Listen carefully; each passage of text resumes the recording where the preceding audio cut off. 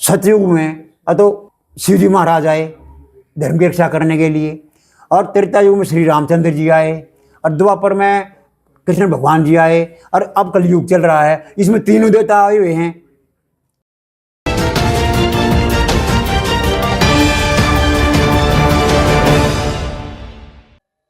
नमस्कार। आज हमारे साथ उपस्थित है नरनहार सिंह जी, जो स्वास्थ्य कारणों से भारतीय सेना को छोड़ना पड़ा। इसके पश्चात उन्होंने पुलिस विभाग में भी अपनी सेवाएं प्रदान की और राष्ट्र व समाज की सेवा में महत्वपूर्ण योगदान दिया। वर्तमान में भी वे सामाजिक कार्यों के माध्यम से सक्रिय रूप से समाज सेवा कर रहे हैं।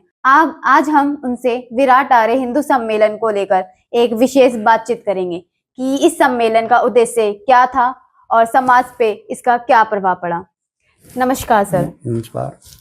आप हमें अपने बारे में कुछ बताइए। हाँ, ऐसा है कि मैं बेसिक रूप से मैं हरियाणा का रहने वाला हूँ और मेरा नाम नाहर सिंह है, और समाज को मैं जो सेवा दी हैं उससे मेरे को नर की उपाधि मिली हुई है और हिंदुत्व रक्षक की उपाधि मिली हुई है। सर, आपने हिंदू सम्मेलन विराट आर्य हिंदू सम्मेलन आयोजित क्यों किया? ऐसा इसके लिए RSS राष्ट्रीय स्वयंसेवक से उन्होंने हमको प्रेरित किया। अब पूरे भारत में हिंदुओं को केवल हिंदुओं को सम्मेलन करना चाहिए, ताकि वो अब अपने देश के सामने जो खतरे हैं, क्योंकि ये हमारा हिंदुस्तान हिंदुओं के लिए है। बाकी तो हिंदुओं का अर्थ ये है नॉन मुस्लिम, सिख ईसाई बौद्ध जैन सब हिंदू की प्रतिनिधि आते हैं। इस वास्ते सबको जोड़ा जाए कि ये मुस्लिम आतंकवादी इस देश को खत्म करने तुले हुए हैं, इसलिए जनता को जोड़ा जा रहा है। आपके अनुसार से ये सम्मेलन कितना सफल रहा है? मेरे अनुसार ये सम्मेलन 100% सफल रहा है। कल हमने अपना कलश यात्रा भी निकाली थी, बहुत बढ़ चढ़ कर जनता ने हिस्सा लिया, और आज फिर हमारा विराट आर्य हिंदू सम्मेलन पूर्ण रूप से हो रहा था, तो सारी कॉलोनी ने बढ़ चढ़ के हिस्सा लिया। छोटे बच्चे से ले गए बड़ों तक सब ने, बहन भाइयों ने सब ने हिस्सा लिया, और सबको हम अपने खतरे जो भारत की अपनी मातृभूमि के सामने खतरे हैं उनसे अवगत कराया। इस सम्मेलन का मुख्य उद्देश्य क्या था? इसका मुख्य उद्देश्य था कि हमारा हिंदू समाज जो है वो जो आने वाले खतरे हैं उनसे अनजान है या उनके ऊपर ध्यान नहीं दे रहा है, उनको खतरों के बारे में बताया गया, उनको जागरूक कर रहे हैं, ताकि हमारी मातृभूमि पर हमारी संस्कृति सनातन संस्कृति पर जो खतरे आ रहे हैं वो उसके प्रति सचेत हो जाएं और अपनी जिम्मेदारी निभाएं। इस सम्मेलन में लोगों की जिम्मेदारी कितनी थी और इससे लोगों पे क्या प्रभाव पड़ा? लोगों ने अपनी जिम्मेदारी भरपूर तरीके से निभाई, और उन्होंने यह ऐसा महसूस किया ये असली तौर में खतरे हैं, इनके प्रति हमने जागरूक हो जाना चाहिए, जो हमारी मातृभूमि के लिए और हमारी संस्कृति के लिए खतरे हैं। जैसा कि आप एक पूर्व पुलिस अधिकारी भी रह चुके हैं, तो आपका इस हिंदू सम्मेलन को देखने का नज़रिया क्या है? ऐसा है, मैं पुलिस में अधिकारी भी रह चुका हूँ, और फिर मैंने ये समाज की सेवा भी दे रहा हूँ, साथ साथ मैं नौकरी करते करते भी दे रहा था। लेकिन अब ये मैंने इस समाज की सेवा में बढ़ चढ़ के चलाना शुरू कर दिया है, क्योंकि मेरी बुद्धि और मेरी आत्मा ये मान चुकी है कि अगर हम नहीं बोलेंगे, जनता को नहीं जगाएंगे, तो आने वाले समय में ये मुस्लिम आतंकवादी इस देश को एक तो पहले पाकिस्तान ले चुके हैं, और फिर हमारे पूरे देश को ये अपनी गिरफ्त में लेना चाहते हैं, इसको कंट्रोल करना चाहते हैं और इसको इस्लामी देश बनाना चाहते हैं। फिर इस वास्ते हम ये हिंदू महासम्मेलन कर रहे हैं। तो क्या ये जो सम्मेलन है ये सिर्फ धार्मिक और सांस्कृतिक का रूप है या फिर सामाजिक और वैचारिक का संदेश है? हाँ, ये धार्मिक के साथ सामाजिक के साथ साथ में पूरी जनता को जोड़ा जा रहा है और उनके विचारों में लाया जा रहा है कि अगर हम नहीं जागेंगे, केवल धार्मिक और सामाजिक ही कार्यों में लगे रहेंगे और हम राजनीतिक तौर से अपने आप को शक्तिमान नहीं करेंगे, तो धार्मिक सामाजिक कार्यों से कुछ ज़्यादा फायदा होने वाला नहीं, क्योंकि वो तो अपने जीवन को ऊंचा उठाने के लिए हैं, लेकिन अपनी जान बचाने के लिए तो हमने राजनीतिक रूप से ही मौजूद होना पड़ेगा। क्या ये सम्मेलन युवाओं को सही दिशा दिखाने में मदद करता है? हाँ, क्योंकि इसमें युवाओं के ऊपर सारी जिम्मेदारी होती है, और हम उनको प्रॉपर मार्गदर्शन देंगे तो अपनी जिम्मेदारी निभाएंगे और देश की सेवा में, देश की रक्षा में बढ़ चढ़ के हिस्सा लेंगे। इस सम्मेलन के माध्यम से आज के युवाओं को आप क्या संदेश देना चाहेंगे? आज के युवाओं को इस सम्मेलन के माध्यम से ये संदेश देना चाहते हैं, अब भाई जाग जाओ, अब हमारी उम्र तो इतनी है नहीं, और तुम नहीं जवान हो, जवान के ऊपर ही सारे देश का बोझ है, तुम नहीं आगे भविष्य में, अब आने वाले भविष्य को खतरों से निपटना है, तो उसके लिए तैयार हो जाओ। आपकी जिंदगी में वो ऐसा कौन सा मोड़ था जब आपको ऐसा लगा कि मुझे अब हिंदू सम्मेलन करना चाहिए? हाँ, ऐसा था, ये बात है दिसंबर 2011 की। तो वहाँ मेरे को इस वास्ते में सुबह दैनिक जागरण में खबर निकली, अब पाकिस्तान से खदेड़े हुए पीड़ित हिंदू आए हुए हैं मजनू का टीला पर। और मैं भी पहले मैं अखबारों में तो पढ़ता रहता था, पाकिस्तान में, बांग्लादेश में हिंदुओं के ऊपर बहुत अत्याचार हो रहे हैं, लेकिन मैंने सोचा कि वो हमारे सामने ही आए हुए हैं, तो क्यों ना उनसे साक्षात रूप से मिला जाए और उनके जो तकलीफ़ हैं उनको सुना जाए, और जितना हमसे महसूस पॉसिबल हो उनकी तकलीफ़ों को दूर किया जाए। जैसा कि आपने कहा पाकिस्तान, हाँ तो एक भारत, हमारा जो भारत है, हाँ इसमें हम अलग अलग जातियां भी रहती हैं, अलग अलग धर्म के लोग भी रहते हैं, हाँ। तो आपका ये मानना क्यों है कि सिर्फ हिंदू सम्मेलन ही हो? इसके लिए ये मानना है, अब जब 1947 में देश आज़ाद हुआ तो एकमात्र मुसलमानों ने पाकिस्तान मांगा था, और तो किसी ने हिंदू, सिख, ईसाई, बौद्ध, जैन जो यहाँ के निवासी हैं उन्होंने अपने देश का बंटवारा नहीं किया था, केवल भारत माता का बंटवारा मुसलमानों ने किया था। और वो इसी कारण से पाकिस्तान भी ले चुके हैं, और अब जवाहरलाल नेहरू ने इनको पाकिस्तान भेजना चाहिए था। वो प्रधानमंत्री भी अपना वोट चोरी करके बना था कि भारतीय जनता ने सरदार पटेल को प्रधानमंत्री बनाया था, लेकिन उसने वोट चोरी करके और महात्मा गांधी को प्रभावित करके वो प्रधानमंत्री बन गया। और उसके बाद में उसने लॉर्ड माउंटबेटन को, जो भारत गुलाम था उस समय भी गवर्नर जनरल था वो भारत का, और बाद में भी हमारे देश का उसको गवर्नर जनरल बना दिया। और उससे उसने फिर गवर्नर जनरल खुद अंग्रेज़ था, और उस जवाहरलाल नेहरू ने अपनी ताकत बढ़ा ली उसको लेकर के, और जो मुसलमानों को पाकिस्तान भेजना था यहाँ से, और हिंदुओं को मतलब हिंदुओं में नॉन मुस्लिम थे उनको भारत लाना था, वो कुछ तो चले गए, और फिर उन्होंने बीच में ही ये बोल करके today we divide to unite tomorrow, Hindi मतलब है कि आज हम अलग हो रहे हैं कल एक हो जाएंगे, और जनता को धोखा दे दिया। वो हमारे हिंदू या नॉन मुस्लिम जो पाकिस्तान में फंस गए, अब कल न देश एक हो जाएगा, ऐसे बांग्लादेश में फंस गए। और तो फिर वो एक तो हुआ नहीं, उल्टा क्या हो गया कि जो पाकिस्तान में बांग्लादेश में दोनों मिला करके हमारे नॉन मुस्लिम हिंदू बहन भाई वो 2.5 करोड़ के करीब बचे थे, और जो यहाँ रह गए थे वो भी लगभग 2.5 करोड़ रह गए थे मुस्लिम। तो आज 1947 से 2026 तक हमारे बहन भाई जो 2.5 करोड़ बचे थे वो मुसलमान बना दिए, मार दिए। तो अब वो 50-40 लाख के करीब हैं बचे हैं अभी। इतने दिन में उनकी संख्या बढ़ी नहीं, घट गई इतनी। और जो यहाँ भी 2.5 करोड़ के करीब बचे थे मुसलमान, ये 20-30 करोड़ हो गए। तो ये कैसे संभव हुआ कि ये कांग्रेस सरकार ने इनको इतना प्रोत्साहित कर दिया कि ये अब धीरे धीरे इनकी जनसंख्या बढ़ती जा रही है। और यूएनओ की रिपोर्ट है अब भारत में मुसलमान जनसंख्या सबसे तेज़ गति से बढ़ रही है। तो आने वाले समय में इनकी जनसंख्या बढ़ जाएगी और हिंदू अल्पमत में आ जाएंगे, और फिर हमारे ऑटोमेटिक ये देश इस्लामी देश बन जाएगा और हमें गुलाम के गुलाम बन जाएंगे। इस वास्ते मैंने ये महसूस किया, इसके लिए मैं इस सम्मेलन में भाग लेने लग गया। जैसा कि हमारे जो पुराने मुसलमान रह चुके हैं, हाँ, जिन्होंने ऐसे मुसलमान जिन्होंने हमारे देश के लिए बहुत सी चीजें गई हैं, जैसे कि एपीजे अब्दुल कलाम जी, हाँ, उन्होंने हमारे देश को काफी तरक्की पे लेके गए। हाँ, तो वो भी तो एक मुसलमान हाँ, ही थे। उसके बारे में बताना चाहता हूँ। अब वो मुसलमान भले ही था, वो भारत माता का प्रेमी था, वो भारत माँ जय बोलता था, वंदे मातरम बोलता था, और कोई नमाज में ही पढ़ता था। वो तो केवल एक किस्म सोचें संयोग से तो मुसलमान हो गया था, लेकिन उनके सारे कार्य भारत माता को समर्पित थे। इस वास्ते हम उसको मुसलमान मानते ही हैं। और दूसरी पॉइंट ये है, जब एपीजे अब्दुल कलाम जो भारत के राष्ट्रपति रहे, और जब उनका अंतिम यात्रा निकली, उनके प्राण पूरे हो गए, केवल उसके जनाजे में 50 लोग थे, 50 के करीब लोग थे। उनके सहयोगी घर के आदमी या बंधु बांधव केवल 50 के करीब थे। और एक आतंकवादी मुसलमान याकूब मेनन और बम्बई में मारा गया था, आतंकवादी था। उसके जनाजे में मुसलमान लाखों की संख्या में थे। इससे जाहिर है कि ये मुसलमान ही उसको मुसलमान नहीं मानते थे जी। और हिंदू ही था। जब उसके जनाजे में 50 आदमी गए तो और एक आतंकवादी मारा गया उसी टाइम पर, उसी जनाजे में लाखों की संख्या मुसलमान पर पहुंच गए। तो साफ जाहिर है अगर ये मुसलमान उससे नफरत करते थे क्योंकि वो भारत माता का अपने आप को बच्चा मानता था। इस बात से उसको इस बात से ना जोड़ा जाए और वो मुसलमान था।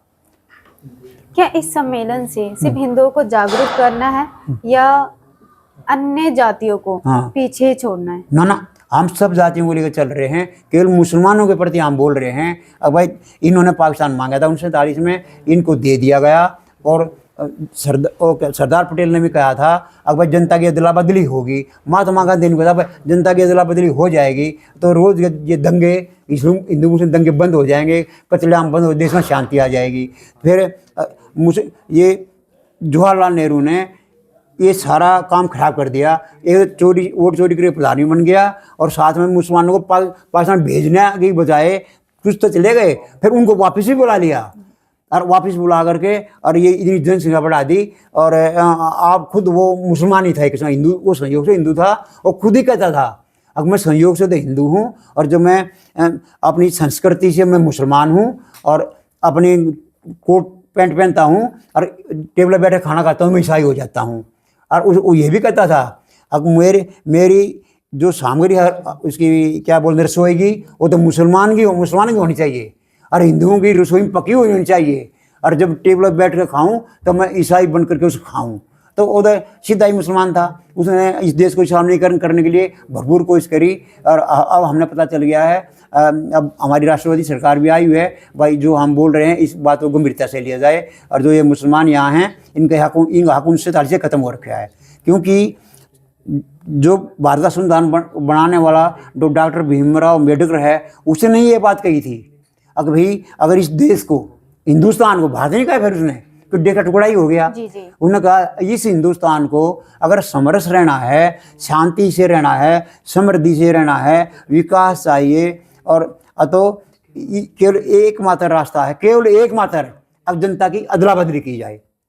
अगर जनता की अदला बदली नहीं होती है तो पाकिस्तान बनने के बाद भी इस हिंदुस्तान में हिंदू मुस्लिम समस्या हमेशा लिए बनी रहेगी और समाज में संघर्ष होते रहेंगे। और कहने का मतलब ये है अब ये अंतहीन समस्या हमारे लिए खड़ी हो जाएगी। इसलिए जनता दल भी होना चाहिए और जवाहरलाल नेहरू ने नहीं होने दी और बीच में ही रोक दी। तो ये बढ़ के इतने हो गए हैं, 2-2.5 करोड़ से 20-30 करोड़ हो गए हैं। तो कल ने ये हमारे को सबको खतरा पैदा कर ही रहे हैं, सिर से तन से जुदा होने के नारे लगा रहे हैं। तो फिर हम क्या करें? हमारे पास तो कोई देश नहीं है और हमारे पास हमारा हिंदुस्तान, इसमें ये इनका हक भी नहीं है और बैठे हुए हैं, ऊपर से हमने मारने की तैयारी कर रहे हैं। तो हमने जागना तो चाहिए ही चाहिए और समाज को प्रोत्साहित करना ही चाहिए और जनता जाग भी रही है। हिंदू सम्मेलन आयोजन करने में आपको किन किन कठिनाइयों का सामना करना पड़ा? हमने किसी प्रकार की कठिनाई का सामना नहीं करना पड़ा। जनता ने हमको भरपूर सहयोग दिया, आर्थिक मदद दी और तन मन धन से हमारे साथ रहे और उसका फल ऐसा हुआ। अब ये आयोजन खूब धूमधाम से मनाया गया और जनता ने बढ़ चढ़ के हिस्सा लिया। क्या इस हिंदू सम्मेलन में क्या किसी मुसलमान या मुसलमान व्यक्ति ने इस चीज का विरोध किया? ना, कोई मुसलमान विरोध किसी ने किया और ना उनकी करने की हिम्मत भी नहीं है यहाँ पर, क्योंकि हमारी यहाँ मेजोरिटी है, हिंदू की मेजोरिटी। यहाँ उनकी कोई हिम्मत भी नहीं है किसी करने की, इस वजह से वो कर नहीं पाए। अगर हम माइनॉरिटी में होते और वो उनके वहाँ करते होते तो इसमें क्या बोलते हैं, ईंट पत्थर भी मारते और गोली तक भी मार देते। तो इस बात से वो तो है ही आतंकवादी। तो उस यहाँ नहीं उनका कोई आतंकवाद चल पाया, क्योंकि है ही नहीं, थोड़े बहुत हैं वो, उनको तो वो हमसे कोई मतलब हमारा मुकाबला करने में वो कुछ भी नहीं करते। हमारा मुकाबला असमर्थ है, नहीं तो ये कुछ भी कर सकते हैं, कर ही रहे हैं देश के दूसरे भागों में। क्या ये सम्मेलन आयोजन सामाजिक एकता को एक साथ करता है? हाँ, सामाजिक एकता को मतलब नॉन मुस्लिम के खिलाफ है। केवल हिंदू सम्मेलन है, हिंदू का मतलब है नॉन मुस्लिम, सिख, ईसाई, बौद्ध, जैन, पारसी, यहूदी, ये सब का सम्मेलन है, केवल मुसलमानों को छोड़ के। सिर्फ मुसलमान को ही आपने क्यों छोड़ा है? इसको इस बात से छोड़ा है, अब ये तो देशद्रोही हैं। इन्होंने 1947 में खुद देश का बंटवारा कर दिया अच्छा इन्होंने अपना देश देवरी बन तो पहले ही साबित कर दिया। अरे इनके जाके पाकिस्तान में, और जो मेरे बहन पाकिस्तान भी आए हुए थे, पाकिस्तानी से हिंदू बहन भाई आए थे, उन्होंने भी अपना दुख दर्द रोया। अब भी इन्होंने हमारे को पाकिस्तान में गुलाम बना रखा है, हमारी बहन बेटी को उठा ले जाते हैं हमारे सामने से, और बलात्कार हमारे सामने बलात्कार करते हैं, इतने अत्याचार ये कर रहे हैं। जो हम इसके प्रति जागरूक हो रहे हैं, अपनी जनता को जगा रहे हैं। और हमने आज भी मैंने भारत सरकार को ये बोला भी है, अब भाई जितने मुसलमान हैं यहाँ पर उनका 1947 खत्म हो रखा है, कृपा करके इनको यहाँ से बाहर निकालो, और हिंदू जो हमारे बचे हुए थोड़े बहुत उनको यहाँ ले लो। कहना मतलब जो बाबा भिंडराव ने कहा था जनता अदला बदली होनी चाहिए, जो आज तक नहीं हो पाई है। अब तो राष्ट्रवादी सरकार भी आ चुकी है, और कांग्रेस पार्टी की सरकार तो देश रोंगी थी ये भी नहीं कुछ कर पा रहे हैं। तो इस वास्ते मैंने आज इस बात को गंभीरता से जनता के सामने रखा है। अब भाई हमारे सामने सतयुग में तो क्या बोलते हैं, शिवजी महाराज आए धर्म की रक्षा करने के लिए, और त्रेता युग में श्री रामचंद्र जी आए, और द्वापर में कृष्ण भगवान जी आए, और अब कलयुग चल रहा है, इसमें तीनों देवता आए हुए हैं। शिव जी के रूप में नरेंद्र मोदी आए हुए हैं, और श्री राम के रूप में बाबा ये योगी आदित्यनाथ बाबा बुलडोजर आए हुए हैं, और कृष्ण भगवान के रूप में अमित शाह जो गृह मंत्री आए हुए हैं। अब ये तीनों को काबू नहीं आ रहे। पहले धर्म को मतलब तीनों देवता हमारे सामने हैं, और तीनों इन पापियों को खत्म नहीं कर पा रहे। तो आज मैंने आह्वान किया है जनता को और भारत सरकार को, इन देवताओं को, तो 3 देवता हैं भाई, अगर तुम्हारी ये काबू नहीं आ रहे हैं, तीनों देवताओं के काबू नहीं आ रहे हैं, तो मुझे 3 महीने का टाइम दे दो। मैं भारत माता का एक बच्चा हूँ, ये भारत माता है, मैं तो ना कोई नेता हूँ, मैं तो केवल एक बच्चा हूँ। अगर तुम तीनों देवता कुछ नहीं कर पा रहे हो, ये भारत माता बच्चे को 3 महीना टाइम दे दो। 3 महीने में ही इन मुसलमानों को 3 ऑप्शन दूंगा मैं। क्यों दूंगा? ये मुसलमान आतंकवादी आक्रांता जितने भी हैं, ये हमारे गुरुओं को 3 ऑप्शन देते थे। पहला ऑप्शन देते थे ये, अगर या तो तुम कोई चमत्कार दिखाओ, जब गुरु तेग बहादुर या चांदनी चौक में सिर काट दिया गया था, उसे 3 शिष्य थे, साथ में सारे हिंदू ही थे। हाँ। ये ना को गुरु तेग बहादुर को और सिख था ऐसा, वो भी हिंदू ही था। सिख का मतलब पंजाबी में शिष्य होता, हिंदी में शिष्य है, और पंजाबी में सिख बोलते हैं उसको, मतलब शिष्य। तो जब गुरु तेग बहादुर को सरहिंद जेल से यहाँ दिल्ली लाया गया, वहाँ तरह तरह की यातनाएं वहाँ दी गई, और फिर यहाँ ला करके उसके सामने, उसके शिष्यों के सामने, उनके शिष्यों का नाम था भाई मतीदास, दूसरे का नाम था भाई सतीदास, और तीसरा का नाम था भाई दयाला दास। तीनों उसके शिष्य से सब हिंदू ही थे। और एक अपना गुरु तेग बहादुर चारों को पकड़ के और पिंजरे में बंद करके पक्षी की तरह लोहे में मतलब दिल्ली लाए गए चांदनी चौक में। तो इनके सामने मुसलमान औरंगजेब का टाइम था, उन्होंने 3 शर्त रखी। पहले उन्हें ऑप्शन रखा कि तुम कोई चमत्कार दिखाओ।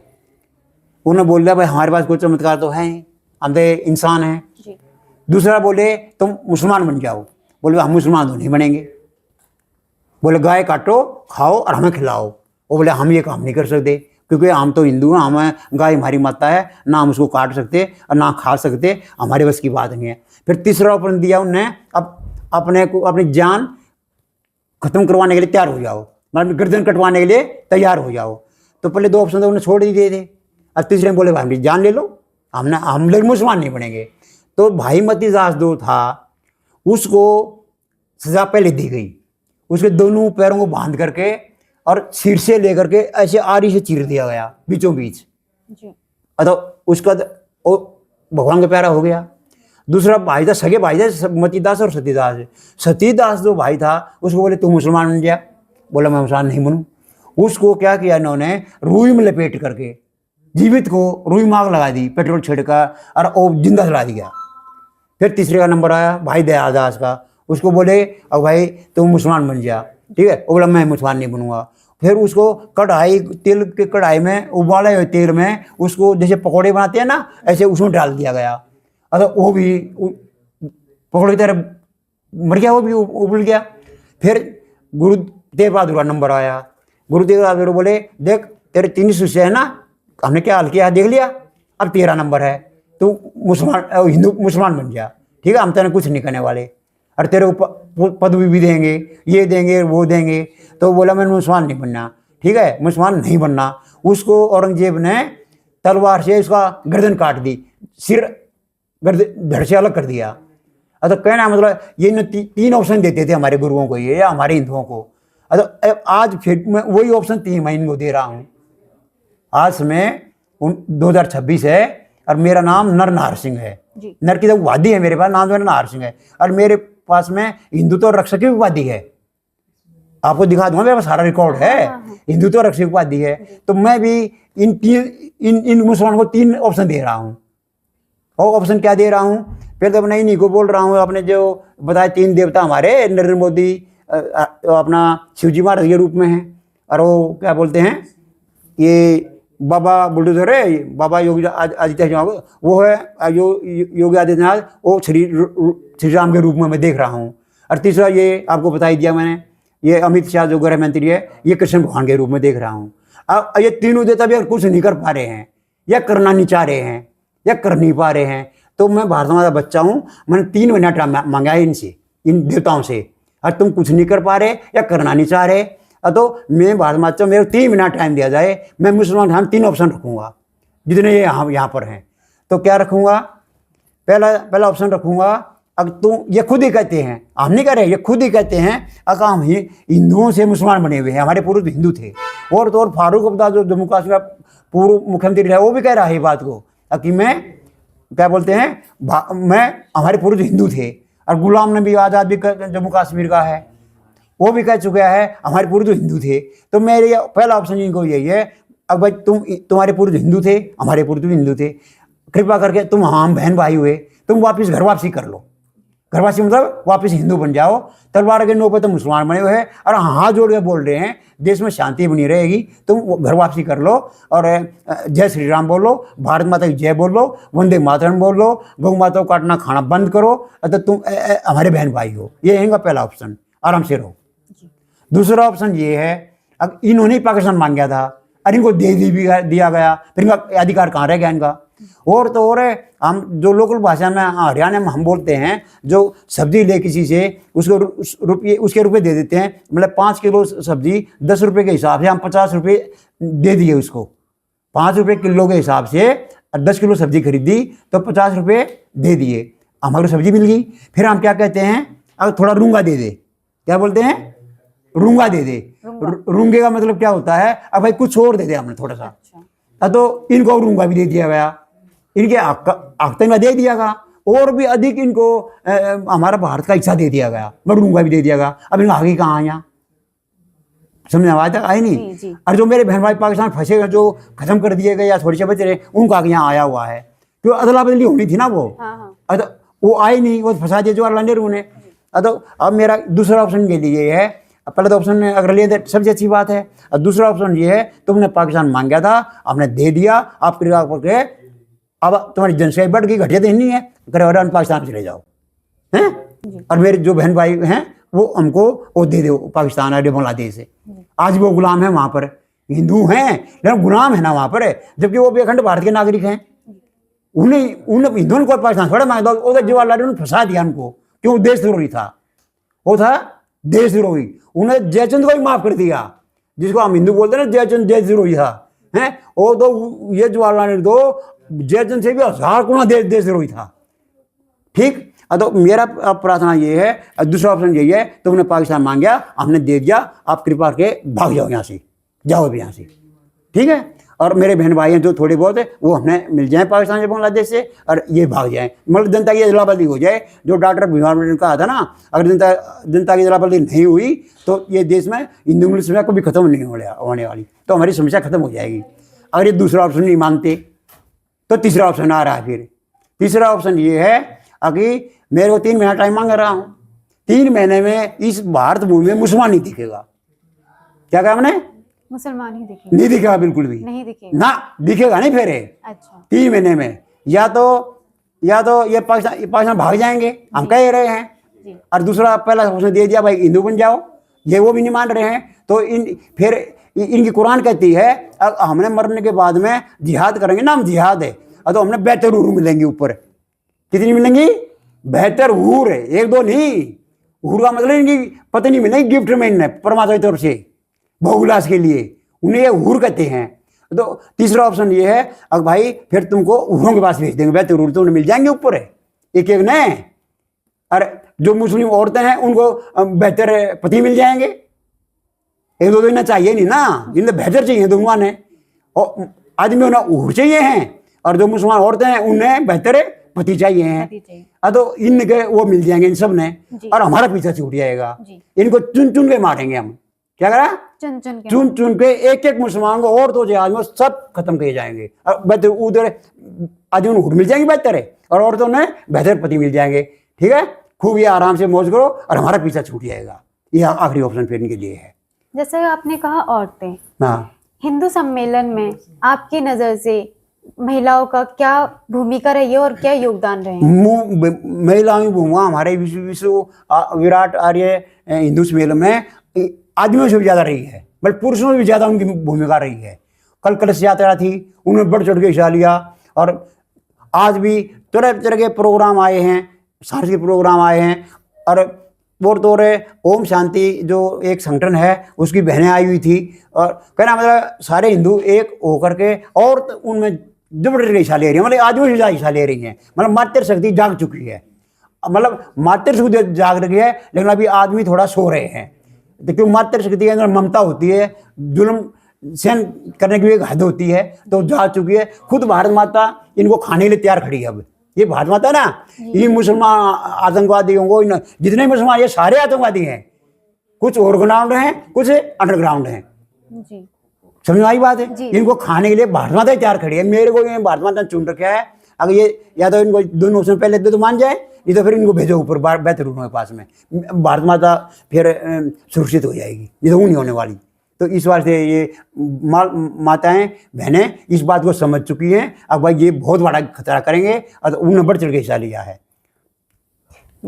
आप इस सम्मेलन के जो संदेश हैं वो बाहर क्षेत्रों या ग्रामीण क्षेत्रों में आप अपने संदेशों को कैसे पहुंचाएंगे? हम ऐसे पहुंचाएंगे, आजकल मीडिया है ही, इंटरनेट मीडिया तो हम जा नहीं सकते, ये और अपलोड करेगा हमारे जो हम बोल रहे हैं, और जनता ग्रामों में देखेगी इसको, सब जान जाएंगे बस सही बोला जा रहा है, जाग जाओ सब। वो ग्राम के मीडिया है ना, तो बहुत पावरफुल मीडिया हो रहा है ना, इंटरनेट मीडिया इतना पावरफुल हो चुका है कि ये गांव गांव पहुंचा हुआ है, सब जाग जाएंगे।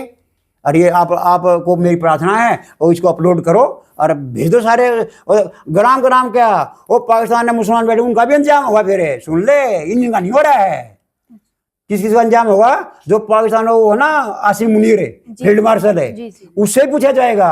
अब मेरे बहन भाई 1943 से 46 तक इतने घट कैसे गए कहाँ वो? अब तू भी जवाब दे, पीछा नहीं छोड़ रहा उसका भी। फिर उसके पूछूं, जवाब दे भाई, गए कहाँ वो? जमीन खा गई, आसमान में चढ़ गए वो। अरे भाई तू भी तैयार हो जा, क्या है तैयार हो, अब तू भी तैयार हो जा, तेरा भी नंबर चढ़ाएंगे। उनके सामने भी 3 ऑप्शन रखेंगे फिर। और इसी बार बांग्लादेश है ना, मोहम्मद यूनुस है उसका राष्ट्रपति कार्यवाहक है, उसके सामने 3 ऑप्शन रखे जाएंगे। जो आप पहले इन मुसलमानों को रख रहे हैं ना, वो इनको रखे जाए, उनको बोल देंगे तुम भी 3 ऑप्शन तुम्हारे लिए तैयार हैं, बोलो कौन सा अपना वो। ठीक है, ये जो आसिम मुनीर है ना, इसका मक्का तक पीछा नहीं छूटने वाला। और जो है ना मोहम्मद यूनुस बांग्लादेश में, उसको बंगाली खाड़ी मार, जुबों को मार देंगे हम, और उसकी पूरी मुसलमानों को मार देंगे, खाली कराएंगे उनसे। क्योंकि वो भी हमारे ये कब्जा करके बैठे हैं ना, वो भी अखंड भारत है ना हमारा, ये मुसलमान वहाँ भी कब्जा करके बैठे हैं, तो इनको पूरी तरह से तहस नहस कर देंगे हम, और हमारा सनातन हिंदू धर्म की झंडा फहरा जाएगा सारे का। ये तो सबके लिए है ही, सनातन का मतलब है सभी के लिए मान्य है। वो मुसलमान हिंदू नहीं, सनातन है, पूरी मानवता के लिए है। सनातन का मतलब सत्य है, सत्य पर आधारित है। इसका कोई हमारे हिंदू धर्म का कोई संचालक नहीं है, कोई फाउंडर नहीं है। ये तो परमात्मा से 2 अरब साल से चला आ रहा है। आज उसको खतरा हो गया, हमारे इसी में भी 2 अरब साल से खतरा नहीं, इतना नहीं था जितना अभी प्रेजेंट में हो गया खतरा सनातन धर्म को। तो ये तो सारे देवता सब इकट्ठे होंगे, वो आपके सामने है, सबने क्या क्या किया है, अब इनका अंत किया जाएगा। ये है कहानी सारी। आपके अनुसार मीडिया सामाजिक आयोजन में कितनी महत्वपूर्ण है? ये मीडिया इस गवर्नमेंट से भी महत्वपूर्ण है। जो ये गवर्नमेंट है, इसके 3 भाग हैं गवर्नमेंट के। एक है जो विधायिका है, जो लेजिस्लेटिव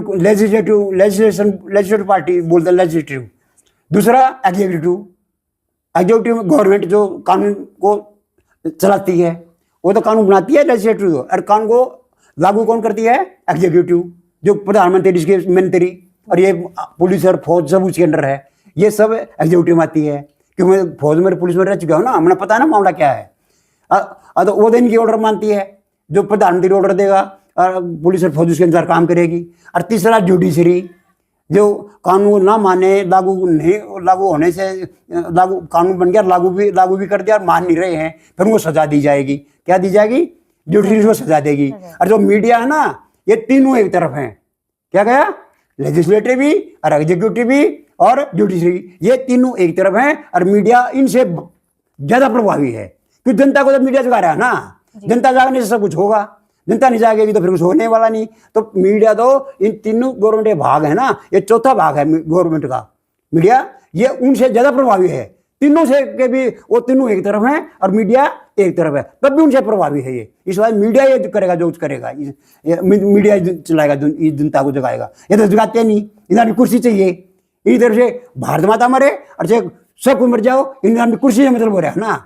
और मीडिया का मतलब है जनता को जगाने से है। क्या क्या समस्याएं समाज के सामने आ रही हैं और देश के सामने आ रही है, तो मीडिया जगह जब जनता जागी, जनता जनार्दन है, जनता जाकर इनको भी गिरा देगी मंचाओं में। ये कोई जनता ने कोई बना दिया कि तुम परमानेंट हो गए यहाँ पर, तुम जब समाज और देश की तुम सेवा नहीं कर रहे, रक्षा नहीं कर रहे या करना नहीं चाह रहे, तो गिराओ इनको, फिर दूसरे हमारे जैसे आ जाएंगे। हम भारत माता के बच्चे ही हैं, भारत माता हमने पकड़े खड़ा कर देगी, चलो भाई, और जनता खड़ी हो जाएगी तो हम ही तो बन सकते हैं प्रधानमंत्री, हम नहीं बन सकते क्या? हम भारत के नागरिक नहीं? जी सर, आप जरूर हो।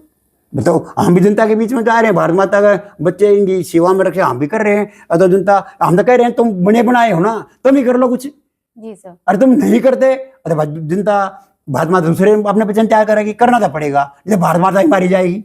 जी, इस बात है। और बोलो। तो ये थी नरनहार जी की जुबानी। विराट आर्य हिंदू सम्मेलन को लेकर अपने विचारों और हमारे साथ साझा करने के लिए आपका बहुत बहुत धन्यवाद सर। आपने हमें अपना कीमती समय दिया, आपका शुक्रिया। धन्यवाद। धन्यवाद। नमस्कार।